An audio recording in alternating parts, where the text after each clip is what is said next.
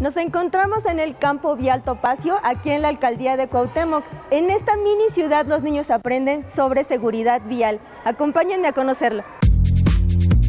Y es una ciudad en pequeño, porque aquí hay semáforos, banquetas, gasolineras, tiendas, iglesias y monumentos como el Caballito y el Ángel de la Independencia, pero todo en miniatura, para que los niños se sientan como en la ciudad. Este lugar se creó precisamente para que aquí el niño desde muy pequeña edad empiece a formarse, a tener conciencia y crear hábitos de conducta.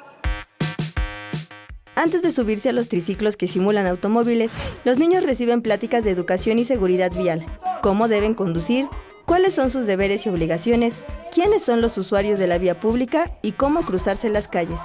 Un punto bien importante de este campo, se da cuenta, es el balizamiento. Tenemos los señalamientos en el pavimento y tenemos la señal de flechita. Eso se les enseña a los niños precisamente para que ellos respeten en el momento en que vayan en la calle, que no se deben de meter en sentido contrario.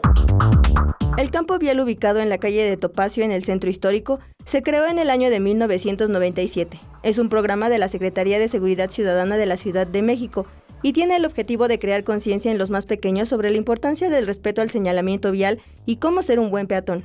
Las escuelas de preescolar pueden llevar a los niños al campo o bien llamar para pedir que el personal de este vaya a las escuelas en caso de no contar con la movilidad. Este centro da clases a cerca de 500 niños de preescolar a la semana. Pueden venir en grupo o individualmente. Actualmente existen 4 campos viales, uno en Iztapalapa, Iztacalco, Álvaro Obregón y Cuauhtémoc.